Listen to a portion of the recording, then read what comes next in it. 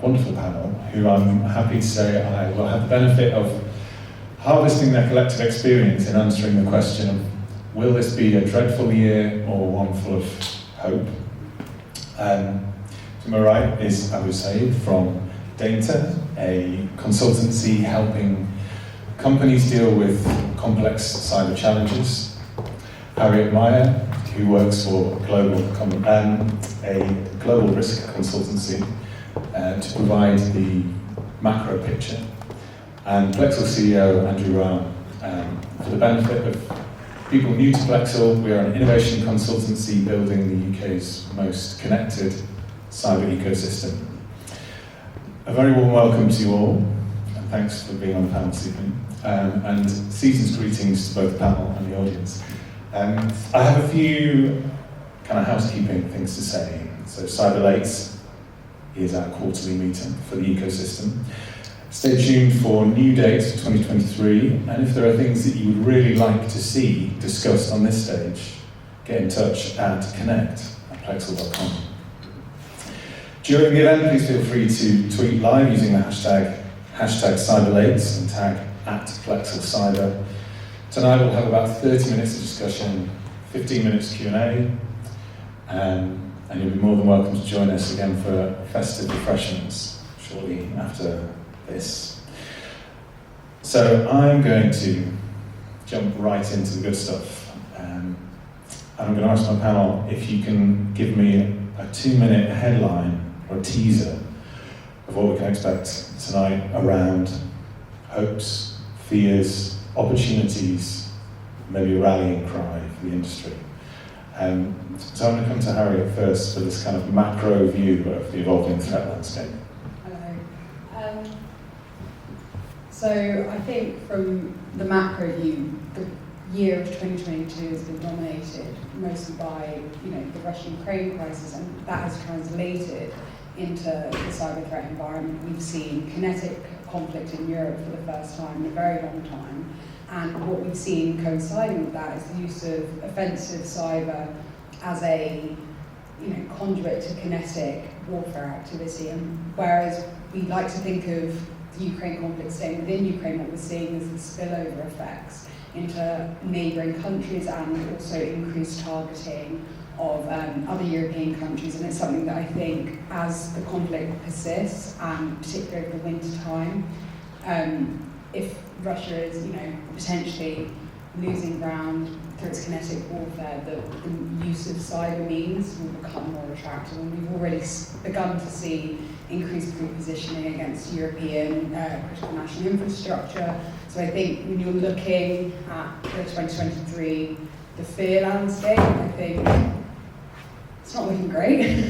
But there are definitely some good takeaways. A lot of the cooperation between allies of Ukraine and NATO coming together to support Ukraine and each other in deterring this activity and building resilience is a really important takeaway from 2022.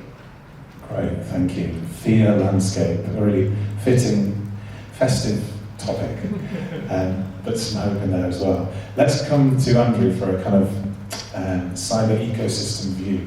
What's your kind of 2-minute précis of the things to come? Yeah, thanks, Tom.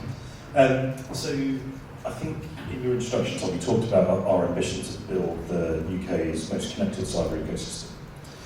And I think it's fair to say that that mission started for us a while ago relative to startups. And what we wanted to create was this friendly, collaborative ecosystem where people could come together, talk about issues, find collaborators, build projects, build products, drive outcomes. It was all about the economic prosperity of the startup community. I think as we develop, I think what's entirely critical to cyber risk and kind of the national threat landscape is that we sophisticate that ecosystem and we start thinking beyond the startup and their relationship with their client. So of course, enterprise comes to mind, and we start thinking about what's going on in the enterprise IT stack, what needs protecting, how are they buying it, who are they buying it from, what's the landscape within that supply chain. Beyond that, what are government doing? So how can government procure some of this from large suppliers, SMEs, other? How are government using almost in their enterprise IT stack, how are they using cybersecurity products? And what does that give us in terms of an example as we go from legacy to cloud native, but how are we observing what government are doing on that journey? What policies are they building and the effect of those policies? What does that mean to critical national infrastructure that I know Abu is going to talk about in a bit more detail? And then the geopolitics of it all in relation to government around how we're defending and how we're attacking. And I say attacking intentionally around the announcement of the National Cyber Force and how relevant that might become as an economic stimulant to our supply chain, but also as a global body of force. And then beyond that, the concept of operational technology. So what specific challenges in industry, in their mainline production facilities, what risk are we facing there? How do we sophisticate what we do? How do we serve that marketplace so that it does have innovation, it does have agility and creativity? What are SMEs doing? They can't ignore this risk any longer. It is too pervasive. They are too important to the national supply chain in order to avoid protecting SMEs who potentially don't understand the risk profile, don't understand what they need to be doing, and perhaps can't afford some of the tools that we all talk about every day. And then the thing that I'm really hopeful of is that citizens start to become a positive force for cybersecurity, so much more understanding of the risk on the internet, the use of data, how it proliferates, the privacy components that go with that. And I think the citizen can be a tool to inspire us all actually to take responsibility for cybersecurity and then bring it into all of those different workplaces I've just described. Amazing. Thank you. And a great segue into Abu's piece. So I know lots of these actors in the ecosystem you talked about, Andrew, enterprise, government, SMEs, and the citizen. Many of these people are your clients, right, Abu? So what's your view from the kind of industry coalface, and what can people look forward to or fear? Just checking this is working. Yes, I guess my kind of, if I go back 10 years, the first time I came across cybersecurity was on the back of the Shamoon attack on Saudi Aramco, and I was actually working in the Middle East at the time.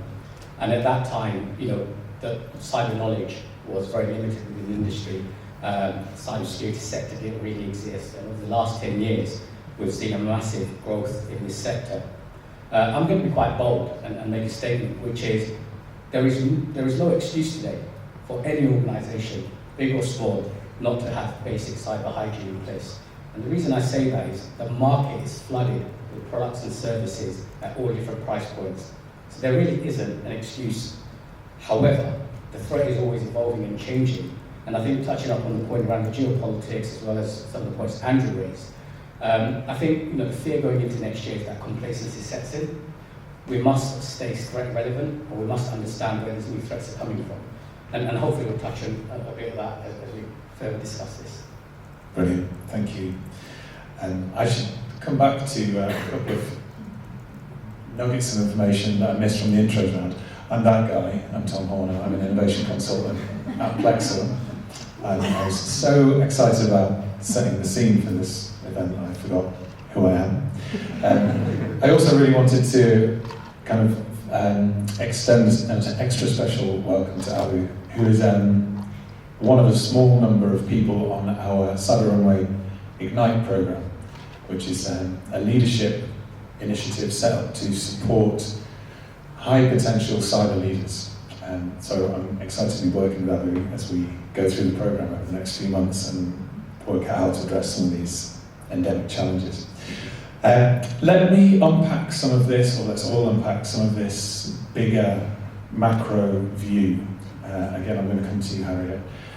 Could you kind of summarise some of the things that you're seeing in the evolving risk landscape, and what are some of the geopolitical things driving change? Yeah, so I spoke about Russia and Ukraine, and I think this is the first time, not the first time, but this is where we've really seen cyber being used as a tool of warfare. We've seen prior to the invasion, the VSAT attack, which was where a massive satellite communications organisation was targeted with a wiper malware similar to a wiper like the Shamoon, and a massive DDoS attack, which basically took down the satellite network. The satellite network was used by the Ukrainian authorities, so it paved the way for the Russian troops moving across the border. It reduces the ability of the Ukrainians to have command and control mechanisms. But the spillover effect of that is, German wind farms also losing the ability to have visibility of their operations because they also relied on the satellite communications network. And I think what we've seen is we hear a lot about interconnectivity and the globalization of these networks, and what that results in is the impact of these attacks being felt far and wide beyond the intended recipient. And I think a really important thing to draw out of that is, I know that I've spoken to you about this, Abby, but the increased convergence of IT systems and OT systems, so operational technology systems, just creating the potential for kinetic real-world harm coming out of these cyber attacks. And I think we see year on year the increases in the vulnerabilities in these OT systems and industrial control systems. So I think going forward, the potential for these attacks to be really highly impactful with potential loss of human life, with kinetic effects, could be something we could see. Right. And I know we talked a few weeks ago about the kind of convergence of cyber and traditional warfare and some of these other kind of mellifluous technologies. We'll come back to that in a moment. I'm keen to come to you, Andrew, for a view of maybe how some of these things are filtering down into government agendas or wider narratives within the ecosystem. I really wouldn't know what mellifluous means, but I think I do too. So I think I've got a few random disconnected comments related to this. So I'm really interested in the geopolitical side, and we attended a conference recently led by Ministry of Defence, talking about the opportunity risk that is presented to the warfare communities. And there's one really interesting fact that the leader of the Royal Navy talked about, that for the last millennium, or last 1,000 years, Britain has been at war for 56%, 560 years of that period. And what we face now is a very different type of warfare, where in the past it would be, generations or decades or, a series of years worth of conflict. But with, the traditional domains of air, sea and land, where that type of warfare, is common. In the new domains of cyber and space, we will be always on in conflict. The risk will always be there. And so from a geopolitical perspective, I think our mindset really needs to change to, to not thinking about building a warship that will be specified over a course of 3 years, be built over the course of a decade, and lo and behold, the technology in the warship is out of kilter with, the requirement because it was spec 13 years ago. But actually, how do we create, use cyber and space as new domains in order to stimulate much more agile thinking in warfare, and how we use technology on an open source basis, how we crowd in SMEs and agile capability in order to improve our global position alongside that of our allies. So that's the kind of the military side of things. I think it's a few things of real interest that kind of concern me over the course of the next year or two. So I think there's one, I know Simon is in the audience from Configured Things. So Simon and ourselves have been working on our projects broadly related to connected places or smart cities in a couple of different scenarios. And as we've been working on that, it struck me that over the course of the last 3 or 4 years, there have been lots of government initiatives around trying to stimulate smart cities as an opportunity for local authorities, an opportunity for SMEs to experiment on things. And it also strikes me that grant-based activity where you kind of stimulate something for 6 months or 12 months or 2 years, the risk of having this zombie network of sensors out there still capturing data, but no one really understands why they're still capturing data. The people who are involved in the grants long since disappeared because they've either lost interest or not commercially motivated to hang around. And you can see this world emerging where in 4, 5, 6 years' time, where you've got millions of sensors out there, and no one really knows whether or not they're relevant or who's capturing that data and doing something with the intel that data provides. So that's a real concern for me. The other thing that I don't think we take the risk seriously enough. And the reason I say that is that to date, I can't think of many scenarios outside of warfare where the risk has been anything other than economic or a little bit of disruption to society.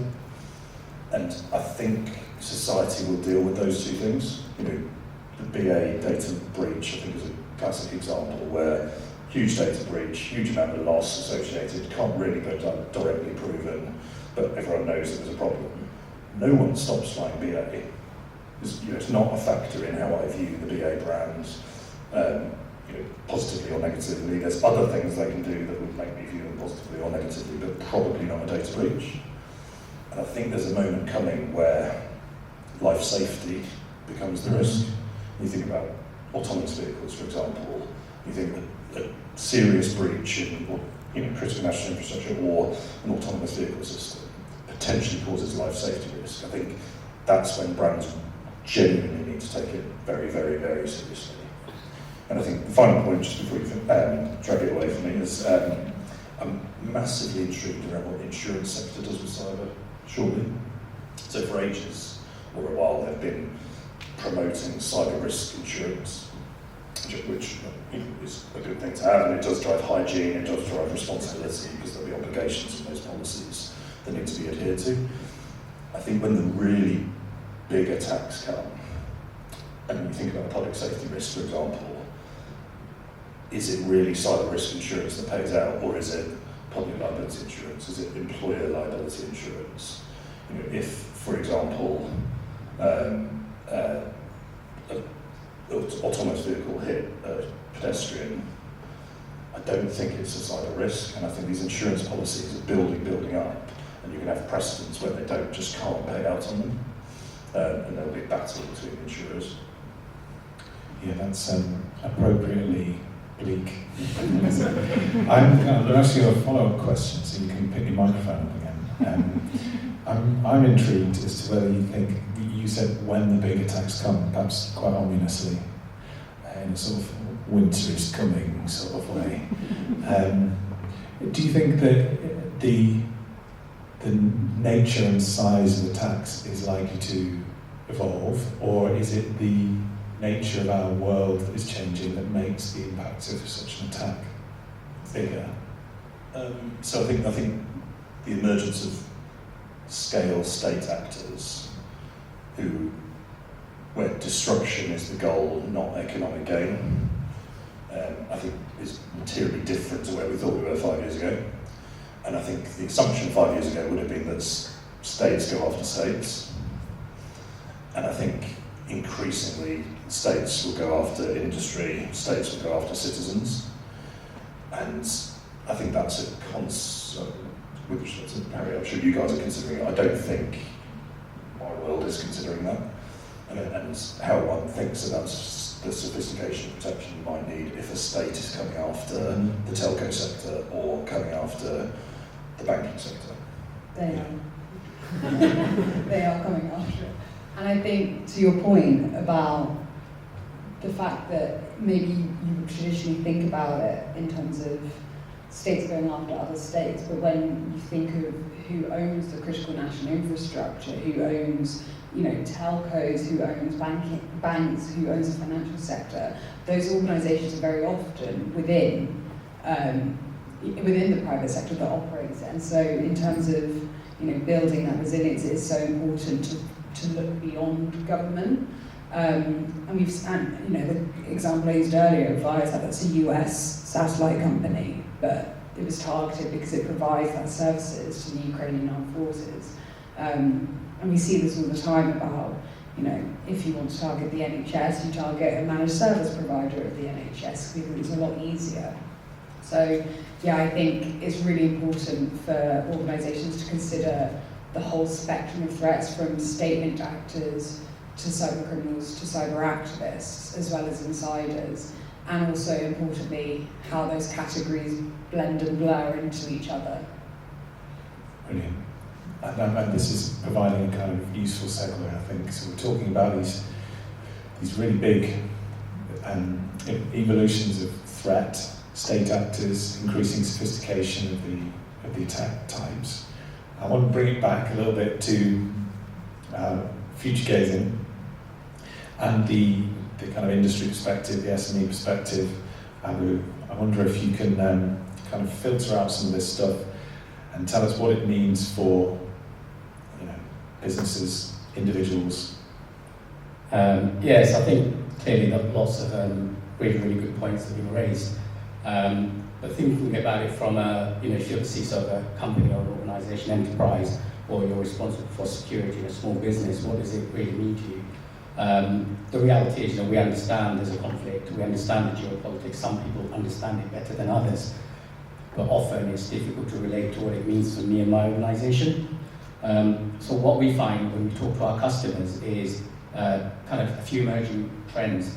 I think organisations, going back to my initial point, there is a basic level of cyber hygiene across industry.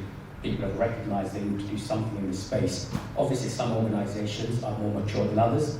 We've seen a push from the UK government through NCSC and their cyber assurance framework. We've seen the NIST directive and things like that come out, which is all about securing the critical national infrastructure, securing key organisations. I think what we're starting to see is that adversaries, they always like to follow the path of least resistance. And I think going into next year, what we're going to see more of is the insider threat. Recently a customer described that as the soft underbelly. So there's been a lot of investment made into kind of the perimeter protection, the detection within the network, but the real vulnerability is still human beings and individuals, and that's been throughout the history of time, whichever form of warfare we've had, it's always been that kind of insider threat. I think the second thing organisations are now really starting to worry about is supply chain security. And I think in 2022 and previously, when people talked about supply chain, what they really meant was their first supplier. Like it's a supplier security, not necessarily understanding the full supply chain. So that's something we're starting to see a focus on. And I think the third thing, I've only got 3 points, so the third thing is talking about some of the emerging kind of technologies and trends, touched on IoT, touched on private 5G networks, connected places. There is an understanding today, or an emerging understanding, which I think will be talked about more next year, is what we now do today. I'd refer to it as conventional cyber defense. We've got privileged access management, we've got vulnerability scanning, we've got SIEM tools. But actually, as the technology evolves and we move into things like the metaverse, we move into IoT and private 5G networks, a lot of the technologies and tools we've got in place and the processes won't be able to solve that cyber defense problem. So I think there's a real opportunity for the community, all of the people around this room, and people within the cybersecurity industry to think about how we protect ourselves against the threats that are coming as the technology evolves and changes. Yeah, I couldn't agree more. Okay, so we've heard a pretty complex picture of global threats filtering down into really quite complex challenges for businesses, for society, in an ever more connected world. And this is, relatively alarming. What about the positive side? Let's flip the lens, and I'll come to you, Harriet. What positive change will be capitalised on in 2023 that we can look forward to? So I think, although we've seen perhaps a new frontier in the level of, risk associated with destructive and disruptive cyber attacks, what we've really seen come out the past year is the effectiveness of international cooperation, both with the private sector and with the public sector.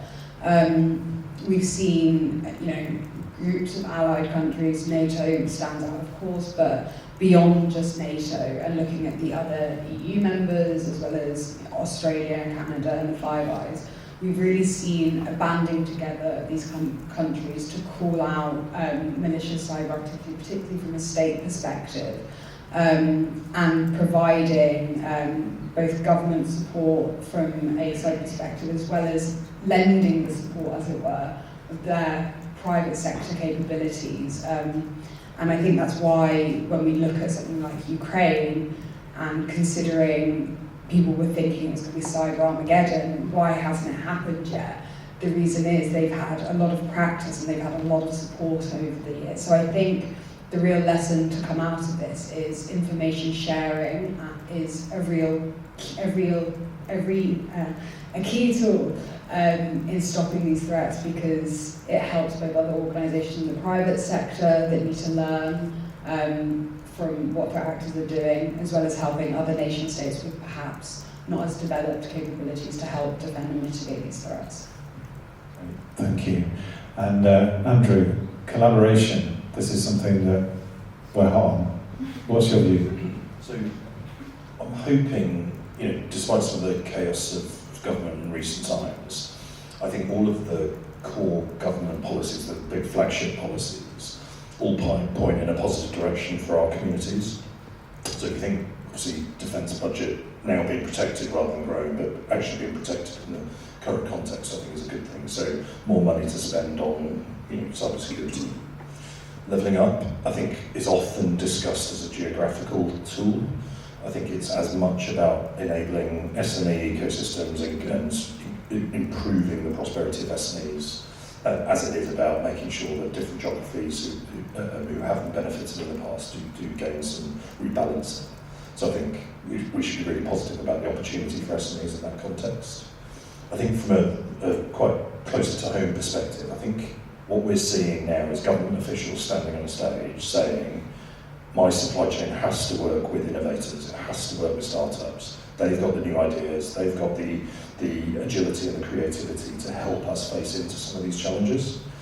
Government is saying we probably can't change our approach to procurement and our frameworks quickly enough, but we will inspire and empower our supply chain to do that. I think the supply chain is saying, we know we need to do that, we're really motivated to do it, it's really bloody difficult to do it, but we're going to find a way. And I think in 2023, I hope we will see a tipping point to that, where the integration of government policy to big industry primes to startups, actually that process gets easier.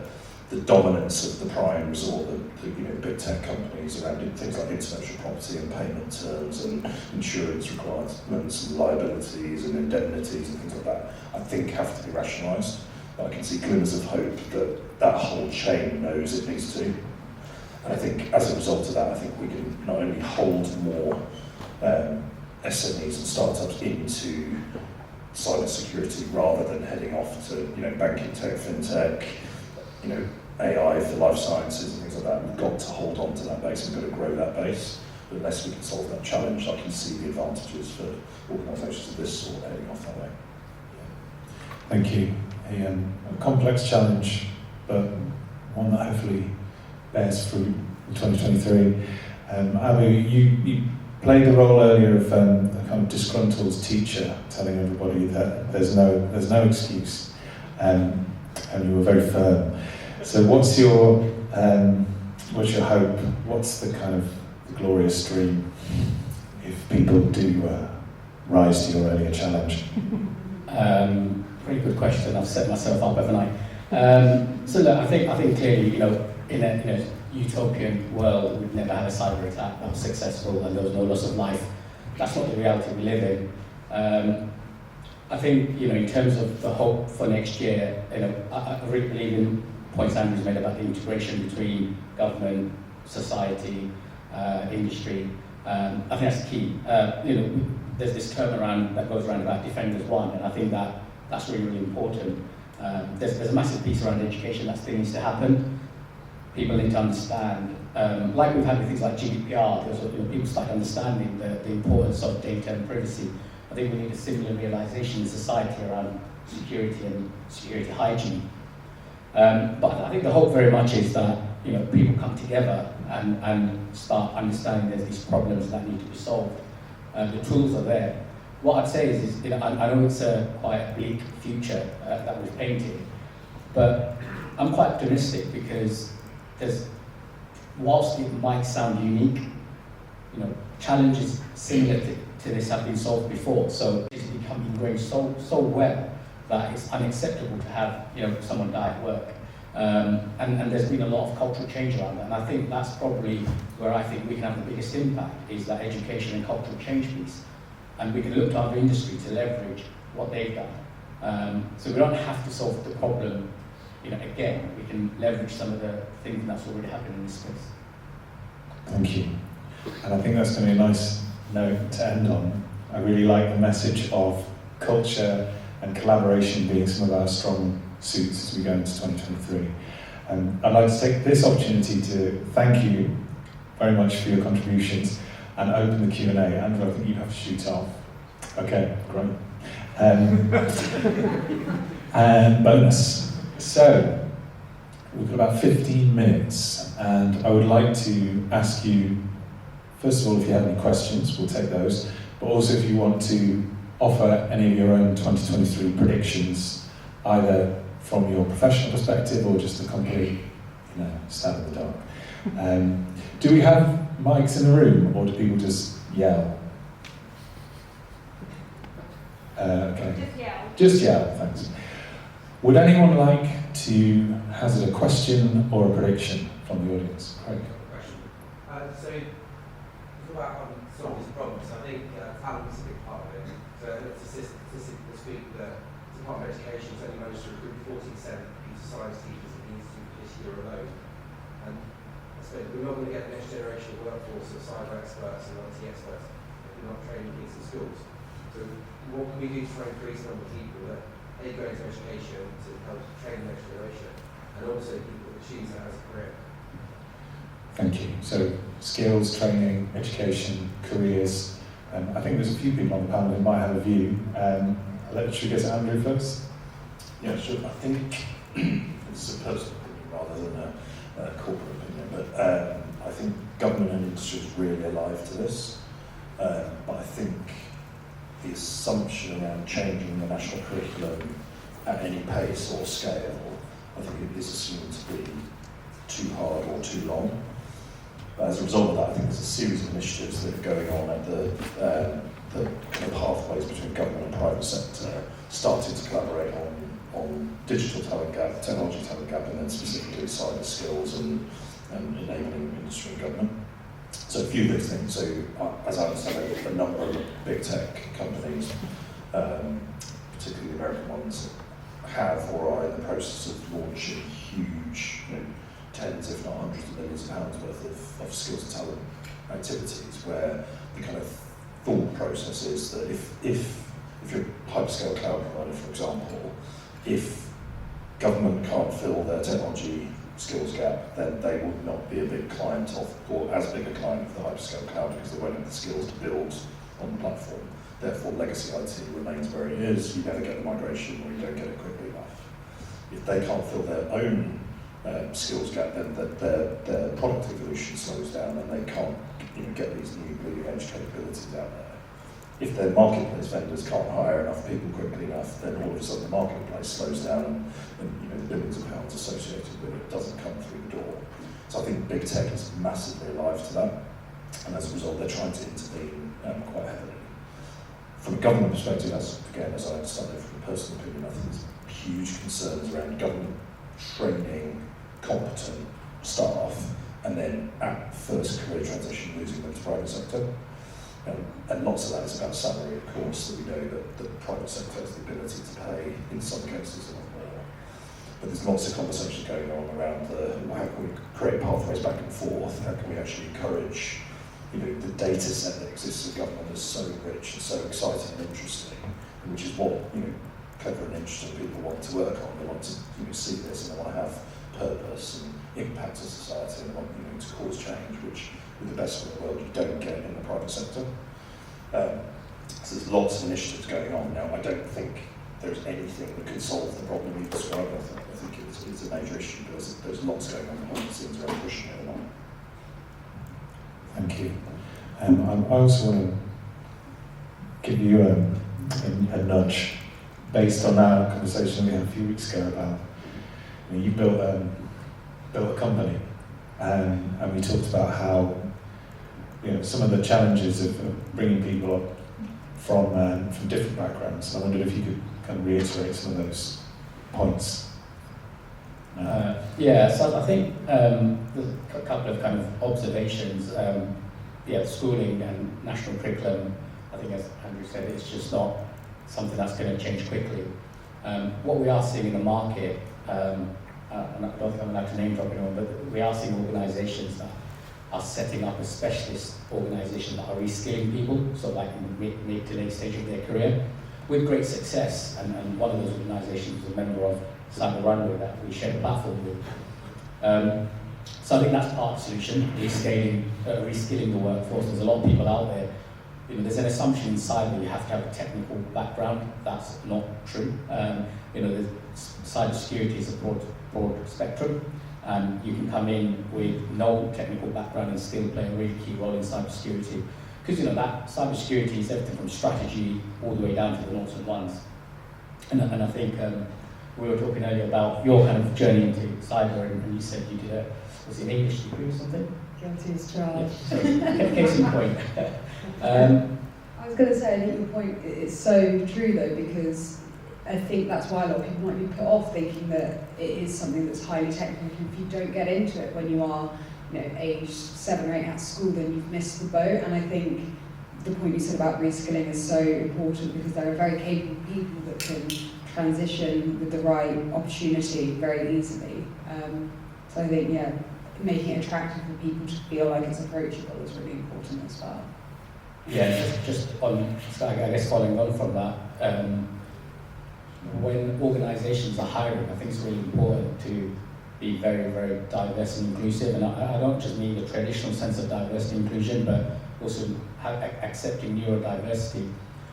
We've successfully at Daintta managed to hire people who come from a very diverse background.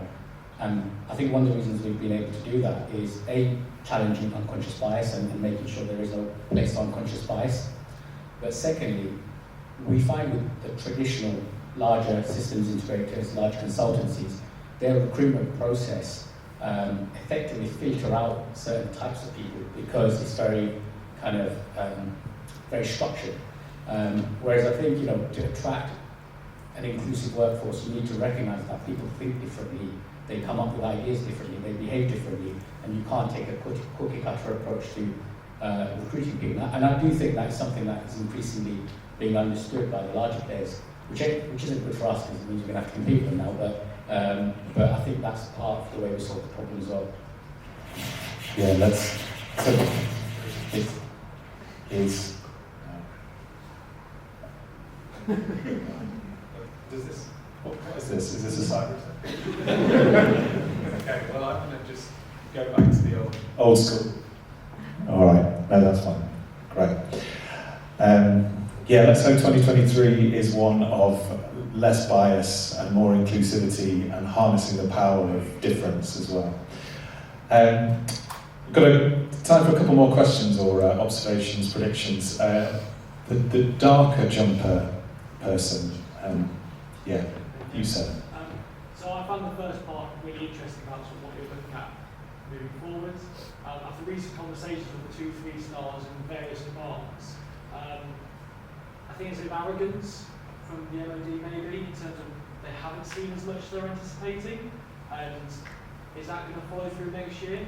And then the second part of that question would be, it's still a slight resistance from said 2 and 3 stars to actually adopt more modern technologies because they haven't had the actions against them that they probably thought they were going to have. How do we, unless we just attack myself, but how do we get them to adopt newer technologies? I feel like that's sort of this end of the panel. Harriet, Andrew. That's a really interesting question, and there isn't necessarily a straightforward answer to it. I think there are a few things to consider. I think Russia is very, I'm talking about Russia here specifically because I think that was kind of what your question is imposing in terms of the cyber activity.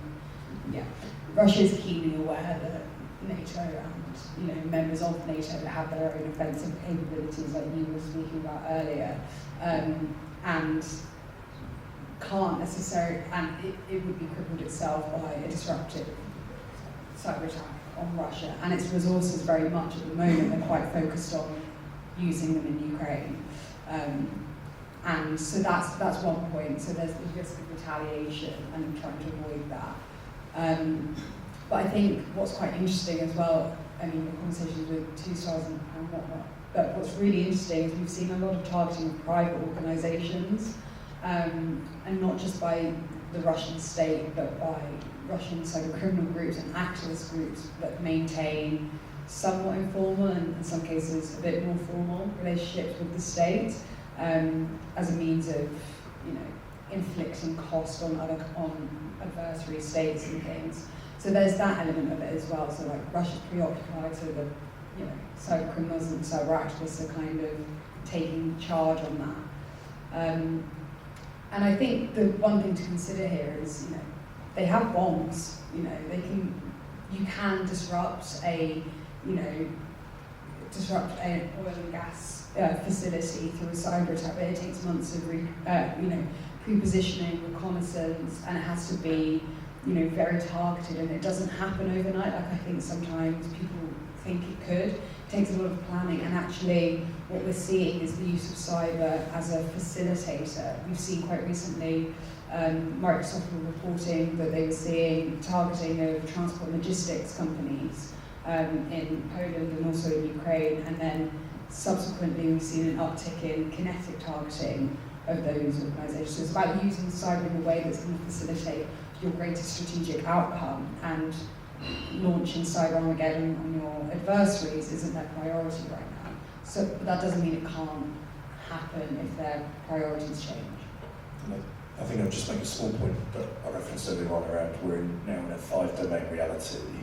I don't think the organisation in the MOD is adjusted to that. I think they're still in a 3-domain reality. And I think that's best illustrated by my ignorant understanding. I think strategic commando and cyber and RAF in space. So the logic of those two things, I'm not sure assesses the risk and the opportunity well enough. And I think there is massive organisation change, much like there is in all other disrupted sectors, and this is just the digital disruption moment for defence. And I think there's a few years worth of reorganisation to play out. There was another hand that shot up last time I asked. There we go. Thanks, Rob. So, Boo, you mentioned earlier on that when it comes to IoT, prime 5G and smart systems, that effectively the current suite of tools that are out there just aren't going to be able to meet that need of where we need to protect ourselves in the future. That sounds to me like there's a market capability gap there. What do you see as being stood up to actually protect against that? So I don't see necessarily the European low risk PC model as being the future there. What is out there? Very good question. To be honest, not a lot. That's the honest answer. Hence why it's a massive opportunity for startups, scale-ups to think about that. If you're a startup today and you're thinking about building a business in cyber, you've got to think about almost like the moonshot. Forget about what's out there today because it's a crowded market. Not saying you can't be successful, but a better investment is to look at what the threats of the future are. And understand, not just how technology will change, but how behaviours will change and how we as citizens will live our lives. So, interestingly, we're currently doing a project looking at the metaverse, and we're trying to understand what data crumbs people leave behind in the metaverse. Now, that's specifically for a law enforcement situation, but you can imagine that translating into kind of cyber-type situations in the future. So I think there's a real opportunity. I think there's a gap in the market today, and someone's got to be prepared to take that risk to invest in a product or a solution that can address that market in a few years. Now, it's going to be a massive market, and there's probably stuff already happening. I'm sure Andrew's got a view of what's happening in the ecosystem, but I would say clearly not enough because it's not a well enough understood problem. We're seeing, particularly in government, there's now a lot of horizon scanning happening to understand these technologies, what threats and opportunities they bring. But we've not seen enough about what the solution might be. The if I might just add, I think, and Simon, I think you and I are victim of this, but it's not obvious who the client is and who the funder of this solution might end up being. And if I go back to that autonomous vehicle example I used earlier on, is that the automotive sector of the past, used to invest in the chassis that they'd sell to people for whatever they cost. All of a sudden now you've got the traffic light, the curb, the bench, the device, the car park, the road, the highways agency, the tech companies, the aggregator of CCTV, the police, all controlling this complex landscape. It's not entirely obvious that who should be worried about the risk, because it probably isn't Honda, and it probably isn't Hackney Council. But it's not immediately obvious who it is in between, and I think we need to think about this kind of cross-sector pervasive risk of massive disruption, so that we can identify who the motivated party, either because they're petrified of what might happen if it goes wrong, or there's a commercial case for if it might go right. And I think such is quite nascent at the moment as to how that's all going to pan out. I think it's conversations like this that start to define it. And I'm going to use that as a slightly contrived segue to wrap this up. I'm going to say, from global macro threat to local opportunity, and a complex challenge nonetheless, such that we can continue this discussion over festive refreshments outside. I'd like you to join me in thanking our panel this evening, by way of applause.